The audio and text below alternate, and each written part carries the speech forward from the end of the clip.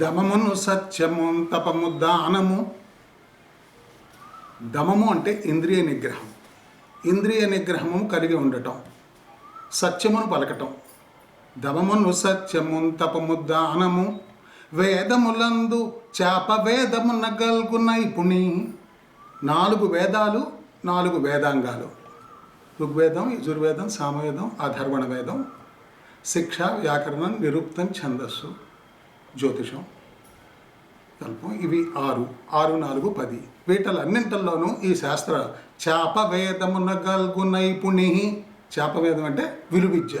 విలువిద్యలో ఉన్నటువంటి నైపుణ్యం. ధర్మ విధిజ్ఞతయున్, ధర్మం బాగా తెలుసుండటం. విరోధి పూరమణ విమర్దన క్రమ విరాజిత శౌర్యము. ఎటువంటి పరాక్రమవంతుడైనటువంటి రాజు అయినప్పటికీ కూడా ఆ రాజుని ఓడించగలిగినటువంటి పరాక్రమం కలిగినటువంటి శక్తి, సామర్థ్యం, ఆ శౌర్యం. నీకు బోలే నైజములగువాడు. నీకు ఉన్నట్టుగా, సహజంగా ఉన్నట్టుగా వేరెవరూ కూడా ఇంకా ఈ లోకంలో శంతనందన, శంతనుని కుమారుడైనటువంటి భీష్ముల వారు పుట్టడన్నడు. ఇలాంటి వాడు పుట్టడయ్యా.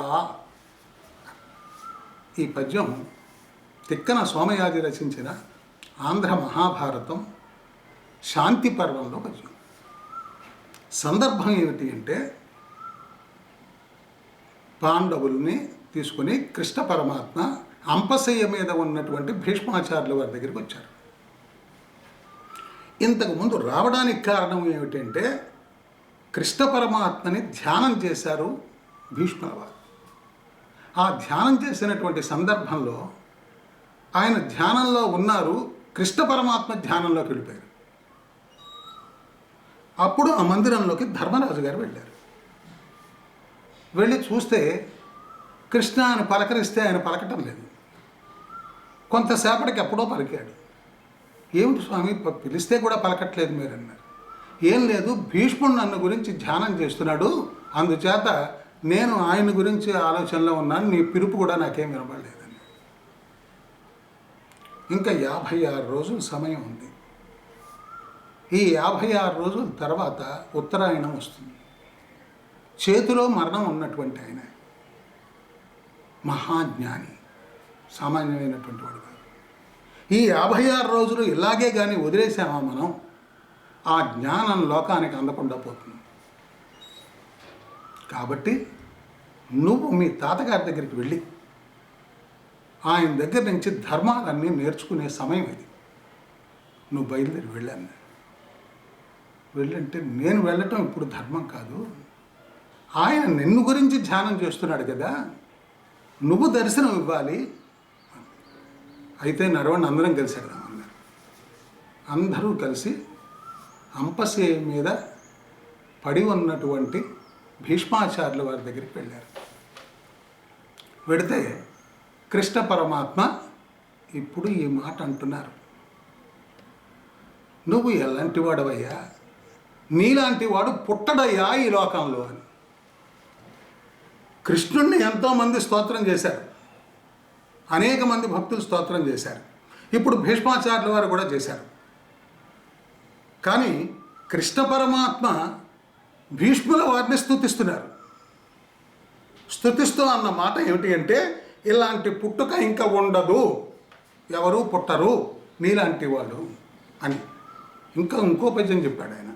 రాజట రాగహీనుడట, రాజిత సుందరమూర్తి అట్టే, విభ్రాజిత సంపదోన్నత విభాసిత వర్తనుడట్టే, కామిని రాజమనోజ్ఞ భంగి చతురత్వటే, బ్రహ్మచర్య దీక్షాజిత మన్మధుండనటే, జన్మములిట్టివి అందుకల్గునే. అసలు భక్తులకి భగవంతుడికి ఉన్నటువంటి ఆ సాన్నిహిత్యం, లేదా ఆ స్తోత్రాలు చేయటం, భగవంతుడికి స్తోత్రం చేయటం, కానీ భగవంతుడిని స్తోత్రం భగవంతుడే స్తోత్రం చేయటం ఈ భక్తుడిని. నువ్వు రాజువి, సామాన్యమైనటువంటి వాడు కాదు. రాజుట రాగహీనుడుట, రాజట రాగహీనుడటే. రాగము అన్న పదానికి అర్థం ఏమిటంటే, రాగద్వేషములు అని మనకు ఉంటాయి. మనకి సుఖాన్ని ఇచ్చేటువంటి వస్తువులు కానీ, మనకి హాయిగా ఉండేటువంటివి కానీ మనల్ని వదిలిపెట్టి వెళ్లకుండా మనతో ఉండాలని కోరుకుంటాం. దీనికి రాగము అని పేరు. మనకి అయిష్టమైన వస్తువులు ఉంటాయి, బాధను కలిగించేటువంటి వ్యక్తులు ఉంటారు, వాళ్ళు దూరంగా పోవాలనుకుంటాం. దీనికి ద్వేషము అని పేరు. రాగద్వేషములు మానవులకు ఉంటాయి, ఈ కోరిక ఉంటుంది అందరికీ కూడా. కానీ బాగా ఇష్టంగా ఉండాలి, సంపదతో ఉండాలి, హాయిగా ఉండాలి, సుఖంగా ఉండాలి అంటే రాజ్యం నాతో ఉండాలని అనుకుంటాడు ఎవరైనా. సంపద అంతా ఉంటుంది కాబట్టి హాయిగా ఉంటుందని. కానీ గొప్ప రాజువి, సుఖాన్నిచ్చేటువంటి రాజ్యాన్ని వదిలేసిన రాజువి. నీకు రాగం లేదు, నీ తండ్రి వివాహం కోసం నీ వివాహం వదిలిపెట్టేశావు కాబట్టి రాజట రాగహీనుడటే, రాజిత సుందరమూర్తి అంటే మంచి అందగాడవును, విభ్రాజిత సంపదోన్నత విభాసిత వర్తనుడటే ఏమి సంపద నీకు. భారతం గురించి ఒక మాట అంటారు, నేనే రాజ్యం చేస్తానని ఆయన నిలబడితే కాదని అనగలిగిన వాడు ఎవడక్కడని. ధృతరాష్ట్ర నీకెక్కడి రాజ్యమయ్యా అయ్యనకుడే ధర ఏలగ సమ్మతించుచో, తప్పకుండా నేను రాజు అంటే ఒక్కడు మాట్లాడడానికి కానీ పరాక్రమంతో కాదు, అధికారంతో కాదు, దేంతోనూ కాదు. విభ్రాజిత సంపదోన్నత విభాసిత వర్తనుడట్టే కామిని రాజమనోజ్ఞ భంగి చతురత్వదు అంటే బ్రహ్మచర్య దీక్షాజిత మన్మధుండునటే. హాయిగా వివాహం చేసుకుని సుఖంగా ఉండవలసినటువంటి మన్మధుడు లాంటి వైభవం పొందవలసినటువంటి వాడు వివాహాన్ని అలా వదిలిపెట్టేసినటువంటి వాడు. బ్రహ్మచర్య దీక్షను పట్టుకున్నాం, పట్టిన దీక్ష వదిలిపెట్టకుండా ఉన్నాం. చితమన్మధుండునట్టు జన్మములిట్టివి అందుకల్గునే, ఇలాంటి జన్మలు ఉండవు భీష్మ. కృష్ణుడి చేత స్తోత్రము చేయబడినటువంటి భక్తుడు ప్రహ్లాద, నారద, పరాశర, పుండరీక, వ్యాస, అంబరీష, సుక, సౌనక, భీష్మ, తాల్వ్యాం, రుక్మాంగద, అర్జున, విభీషణాదీన్ పుణ్యానిమాన్ పరమ భాగవత స్మరామి. పరమ భాగవతుల పట్టికలో ఉన్నటువంటి ప్రధానమైన భక్తుడు. అంచేత శ్రీకృష్ణ పరమాత్మ ఆయన వెళ్ళకిద్దర పడుకొని ఉంటే అక్కడికి వచ్చి ఇప్పుడు ఆయన ఈయన్ని స్తోత్రం చేస్తున్నాడు. అంత విశేషమైనటువంటి మహాభక్తుడు భీష్మాచార్యుల వారు. కృష్ణ పరమాత్మ యొక్క అనుగ్రహానికి పాత్రుడైనటువంటి వాడు. అంచేత వివాహాన్ని నేను వదిలేయాల్సి వస్తోంది అంటే ఒక చిన్న లోపం ఉంటుంది అన్నాడు. ఏమిటా చిన్న లోపం? అనపత్యత, సంతానం ఉండదు. సంతానం లేకపోతే మంచి లోకాలు, పుణ్యలోకాలు లేవని కొంతమంది అంటున్నారు. అది ఒక మార్గం, అది ఒకటే ముక్తిని పొందడానికి, మంచి లోకాలు పొందడానికి మార్గం కాదు. ఇప్పుడు నాకు సంతానం ఉండదనేటువంటిది ఉన్నది కాబట్టి నేను ఉత్తమ లోకాలు పొందడానికి అదేమి అడ్డు కాదు. మరి ఏం చేస్తాను? నేను కృష్ణుడు పాదాలు పట్టుకుంటాను, ఆ దారిలో ముక్తిని పొందుతాను అని. లోకానికే సంతతి లేకపోతే మంచి లోకాలు లేవు అన్నటువంటి భావన ఉన్నటువంటి వారికి అవసరం లేదు, కృష్ణ భక్తి సరిపోతుంది అని లోకానికి తెలియజెప్పినటువంటి గురువు. అంచేత ఆయన భీష్మాచార్యులు వారు అంటారు, సామాన్యమైనటువంటి పేరుతో పిలవరు ఆయన. అంచేత అంత విశేషమైనటువంటి ప్రజ్ఞా పాఠవాలు కలిగి ఎక్కడా ధర్మాన్ని తప్పకుండా నడవాలనేటువంటి రీతిలో మొత్తం జీవితం అంతా భారతంలో ఆయన గొప్పతనం ఏమిటంటే ఆది పర్వం నుంచి ఆనుశాసనిక పర్వం దాకా, అంటే ఆయన చెప్పిన ధర్మాల దాకా ప్రతి పర్వంలోనూ కనిపిస్తాడు ఆయన. ఇదే సామాన్యమైనటువంటి స్థితి కాదు, చాలా విశేషమైనటువంటి స్థితి. నీలో ఉన్నటువంటి గొప్పమైన ధర్మాలు చెప్తున్నాను. దమము, ఇంద్రియ నిగ్రహం నీలో ఉంది. దమం అంటే ఇంద్రియ నిగ్రహం. సత్యము, సత్యము అన్నటువంటి పదానికి రెండు అర్థాలు ఉన్నాయి. ఒకటి అసత్యము కానిది సత్యము, రెండవది బ్రహ్మ సత్యం జగన్మిథ్య.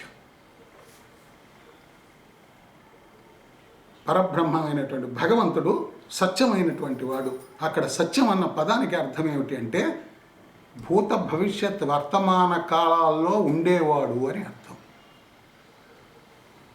జగత్ అంటే ఈ ప్రపంచం.